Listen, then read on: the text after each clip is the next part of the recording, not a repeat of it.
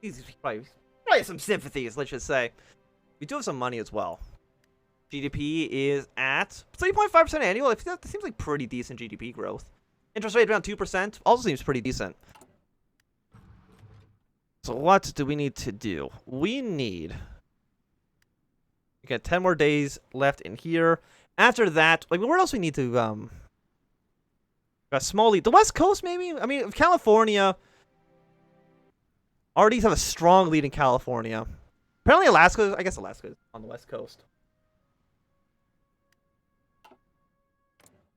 I mean, they do here. So Japan actually does have a handful of these islands, which is unfortunate. And who actually declared? It was you guys that declared war. So you're not at war with the entirety of the Japanese faction, but I really doubt you'd be able to survive for too much longer here. Alt automatic rifle. Get some research done. Fantastic news. Well, it's 1962 still. So I mean, infantry weapons are always nice. What artillery do we have? It's kind of hard for me to tell. You're a tank, I think, or you are like artillery. You're an anti-air battery. Okay.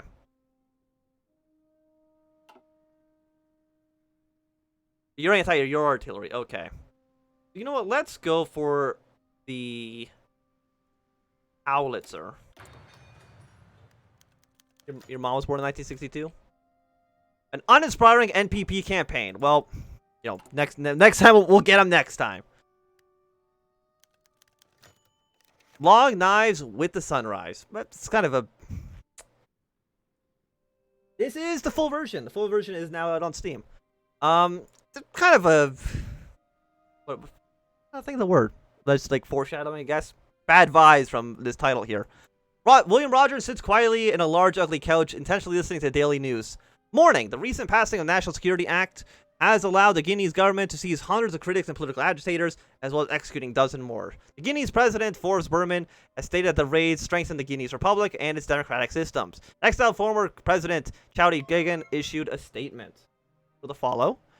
A couple of dozen people crowd the room, aides, secretaries, and even a few senators, all sitting in pure silence at the low hum of television and of its tinny speakers. Recite the unfortunate news. Rogers sighing that he's heard enough. Standing up, he shuffles over to the TV and turns it off. He turns around and looks at the 24 or so people crowding in the sitting room. Their expectant eyes look upon him, their ears awaiting his word. He pauses for a moment. No one speaks to the press, not yet.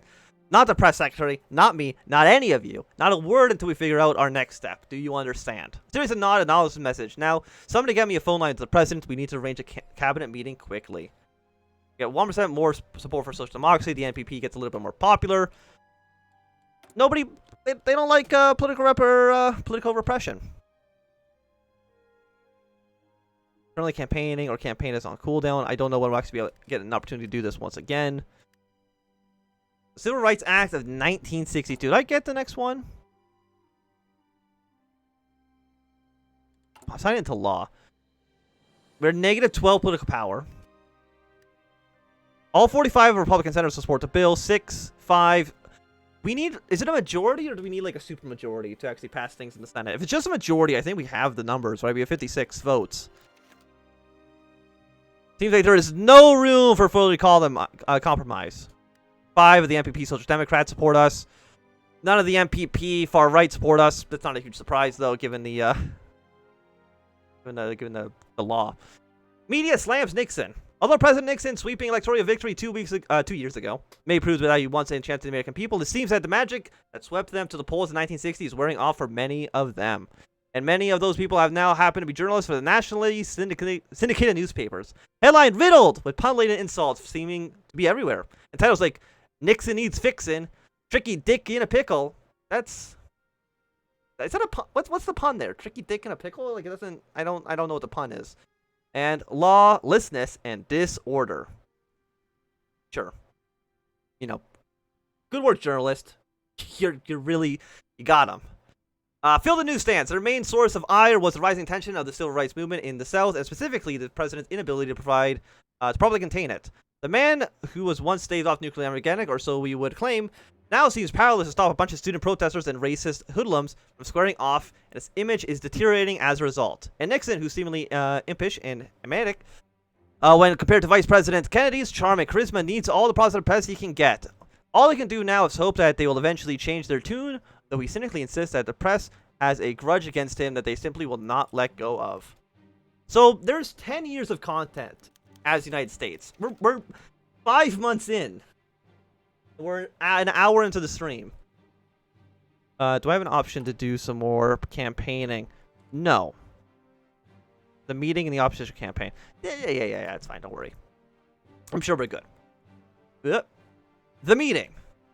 President Nixon sits down on the table, bolted upright, a contemplative look on his face.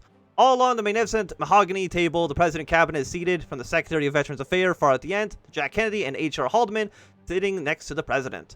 So far, no one has said a word aside from a few curt greetings. H.R. Haldeman breaks into the palpable silence. I think we all know why we're here. Our friend in Guyana has gone too far and something needs to be done about it. Secretary of the Treasury Robert Bignara following Haldeman's lead and speaks next. Nixon still bearing an angry yet contemplative look. The press doesn't know our involvement in his election. We need to threaten constricting economic ties, sanction accommodation, and diplomatic isolation. Frankly, Bob, he'll get trade from somewhere else. Hell, when Germany gets back on its feet, we'll be having trouble because that's where he'll get it from. The crowds will jump at the chance of, for an ally right on our doorstep. Kennedy cuts in, his sharp Massachusetts accent grabbing the attention of the room. What do you suggest? McNamara adds. We use our clout in the country, threats, bribes, and blackmail. McNamara shakes his head. No, we must simply apply pressure to repeal the act. If we threaten him, he'll double down on his opposition. Any MP of theirs he expects to turn against him will face retribution. We cannot do that, if only for moral reasons. Slowly, the room evolves into conflicting arguments. Various cabinet members arguing with the exiled army, others for isolation. Suddenly, voice cuts through the clamor. That's enough. The head of the table has spoken. Richard Nixon stands and then speaks. Okay, phone. No alarm. Thank you. I appreciate it, but not now. I don't care about it either way. I just want to press and burn him both to calm the hell down, force him, pressure him. It doesn't matter. Get the act repealed. Here's the Haldeman nodding. I'll do it either way, but I want your word, Haldeman.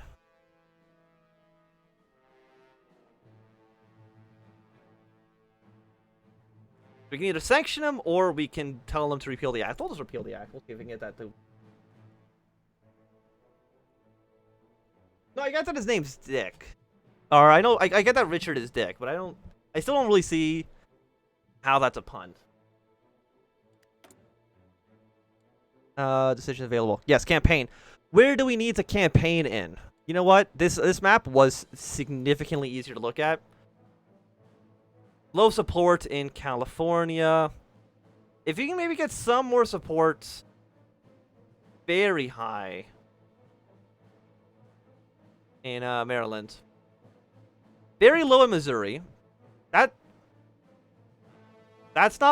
definitely not Kentucky, but that's okay. Maybe Minnesota? Let's try like the Minnesota region. Where's Minnesota in here? Minnesota is considered. But I mean, Minnesota's not like a. I mean, I guess it doesn't really matter where you win elections for the Senate. Small lead. Deep South. The Upper South. We got strong lead everywhere. You really just have a lot of. Let's try the Great Lakes. You know, it doesn't hurt. It might hurt. I don't know. We'll see. And when is the election? The election's in November, I believe. The polls are updated. The science and art of opinion polling has rapidly turned. Does this say the same thing over and over again? It does just say the same thing over again. Let's just see. How are things looking in the race now?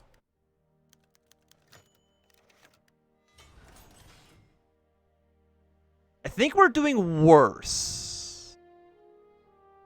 We might be doing worse. Where's the South? Small lead. I mean, it's not like we're losing any seats anywhere as far as I can tell, but... Small lead in South Carolina, so I mean, there's some seats we can win down here. But aside from that, not think too much. Still, thank you, Kylo Rex, for the follow. The Civil Rights Act of 1962 has passed. It was a bill that many senators knew would bring a much-needed equality to the United States, a nation that strived for the concept since the Declaration of Independence was signed. Historically, African Americans had little help from the government in their fight for freedom. Even the 15th Amendment only gave blacks the right to vote on paper. There was no way of enforcing the policy, and over time, southern states exploited loopholes in order to maintain the status quo of the land. Poll taxes, literacy tests, the infamous grandfather clause, all of these would change when senators voted in favor of passing the bill. Desegregationists rejoiced, southern politicians foamed at the mouth. This act sternly outlawed discrimination based on race, color, religion, sex, or national origin. Unequal voting requirements were abolished. Schools, businesses, and other public accommodations were officially segregated. African Americans essentially gained the right to go to any school, work in any business, attend any public facility they choose. As a whole, African Americans had political power that the race had never seen before, and this was only the first step towards the full desegregation. But not all was well in the South. Immediately, Southern voters flocked to storm Thurman's far-right NPP in hopes that the bill would be reversed, that society would return to normal. Many Southerners despised the blatant attack on their livelihood, and support for Southern politicians. They had the power to physically defeat desegregation. Not only was this bill granted much-needed reform, but also caused division in the United States not seen since the Civil War. Replace Jim Crow with Southern riots. Effective change is less political power and less resource gain. We now have more manpower, a little bit less political power, and also less stability. Southern Democrats also announced their allegiance to the NPP. The NPP shifts to the right. So I'm assuming that probably changes here somewhat. Did I actually switch, Yeah, okay, a lot of those guys went to the NPP. National focus. What are we going to do next? Probably forgotten out. Like, there's not too much we can actually do, right? I don't think so. So let's go for our forgotten allies in Europe. And free military factories. We have like one more. Already done a respectable campaign. Okay. Like one more into rifles seems okay. And you guys will be going for another 22 days. And we'll see how that goes. Like this is, I'm assuming this just ends the game. If it gets event, are you sure you want to do this? Well, here we go again. Kennedy sighs, rubbing his temples. Haldeman looks over at the time. It was hard. It was a bad way to start the day. Your fuse are off, he says. The pressure didn't work. Berman's loose cannon. Nixon's looking thoughtfully through one of the windows of the White House meeting room, ignoring the exchange behind him. Unlike yesterday, the president's cabinet was not assembled by the entirety. Only McCara, Haldeman, Nixon, and Kennedy are in the boardroom. Well, McNara says, I guess we gotta do it the hard way. Ball's in your court, Jack. I'll make the call. Kennedy makes the move to get up, and Nixon raises his hand, turning around, scans his eye over the room. Who says we can do anything? Haldeman raises an eyebrow. Dick. He's executing people. We can't let this slide. Not with the press on our backs like they are now. Since when are we so high and mighty? We've supported men like Berman in the past. Even if we ignore this, we still have a plausible deniability. I don't think this is a great idea, Kennedy says, placing his hand on Nixon's shoulders. I think we owe it to the people of Guyana to help them. Haldeman looks over to McNara, who shrugs. Gotta tell you, Bob, I agree with Dick on this one. Haldeman looks at Nixon. Well, Dick, you're the president.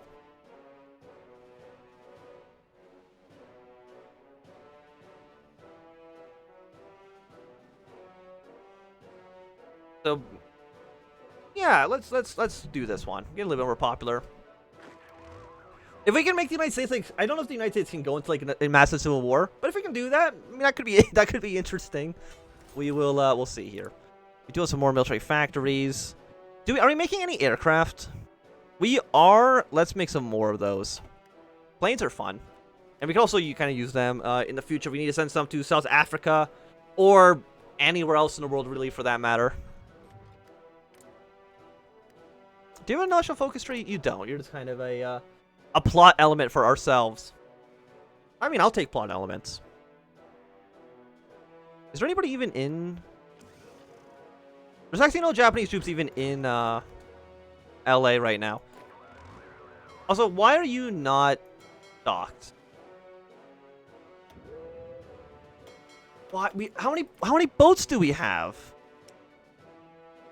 We We got 578 ships? That's too many boats. How am I supposed to select every single one of these goddamn fleets? Just merge for now.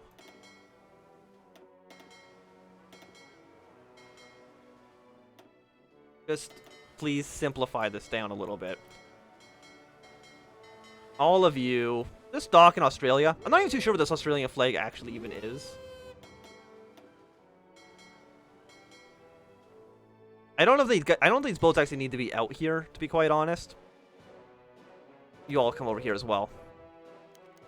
Look, I don't know how the hell we're supposed to manage this navy. How many planes do we have? We have 3.8 thousand planes. We have almost as many boats as we have planes. That seems like a bit much. The CIA report South Africa. Secret. The situation and prospects in South Africa. True answer, brevity. Conclusion. A. South African Federation faces similar issues of our own and civil rights. By never having implemented the so-called apartheid system proposed by the National Party, the continuing legal, social, and economic inequality between blacks and white South Africans are prime breeding grounds for social unrest, something the already weakened government cannot afford. B. Boer agitation in the northwest South Africa has grown stronger in the past 2 years, especially as the government moves to pass legislation addressing racial inequality. Boers live relatively isolated from the wider South African society and hold proud traditions of political independence and armed defense. An organization uprising is likely to occur in the near future. And C. I guess there's also a D. C.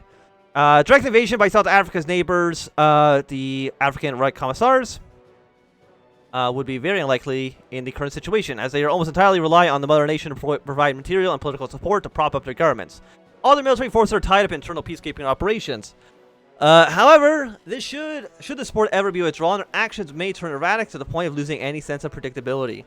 D. The wider American public would not be vehemently opposed to the direct intervention in South America, should the situation change to require it. Understood. Fantastic. And as we played South Africa, we know it's going to be a bad time there, given in the future. Get some more real construction, some more industry. That's always quite nice. 65s. We can actually get you. You're pretty cheap. More oil. I'm assuming we're getting 11,000 oil. That seems like a pretty good number, so I'm not going to worry about it too much. Artillery attack, support company. We can get both. So might as well get one of these guys going for now. Don't know what Japan's doing. They're just kind of doing unknown focus. I mean, it would be nice if we can get South Africa and then all the rice commissars to kind of join our faction. Because we can make that a reality. I don't know when that's going to happen. An uninspiring NPP campaign. Okay, so apparently we're kind of doing a bad job. No matter where we go. Because we got... I mean, uninspired I think just doesn't really do much. It's kind of just like a no change. But we haven't had any, like... bad events. Nothing horrible's happened quite yet. We've been pretty unlucky so far, which is unfortunate. We'll also help out the English, because I know they can kind of rebel once Germany breaks up into a million little pieces. Whenever Hitler ends up dying, which should be, I think, somewhat soon. The collapse of Triumvirate. Yes, the Italian faction is kind of broken apart. There's only been events for Italy and Turkey to go to war. It's just before there wasn't actually a focus tree to actually trigger those events. So we'll see if those two end up at war soon. The RDs have run a military campaign. Okay. I mean, they're doing better than we are, which is unfortunate. We'll also want to do a campaign somewhere. Is there the Rockies? We did get some support in Illinois. The Deep South, that we're going to win all of those, I'm pretty sure. New Hampshire we could get as well. So I think we're going to do one more into the West Coast. Try to get those guys on side, if that is at all possible.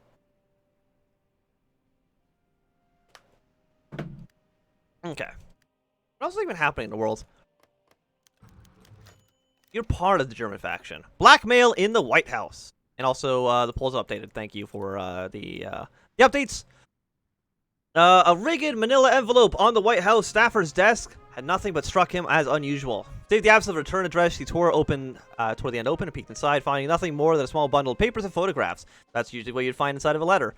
But when he saw what they were, his blood ran cold. Internal memos of the 1960 Progressive National Convention, transcripts from private conversations between NPP senators, schematics of wiretaps, photos taken by NPP campaign headquarters, and most chillingly, a letter from Chief of Staff H.R. Haldeman authorizing the espionage.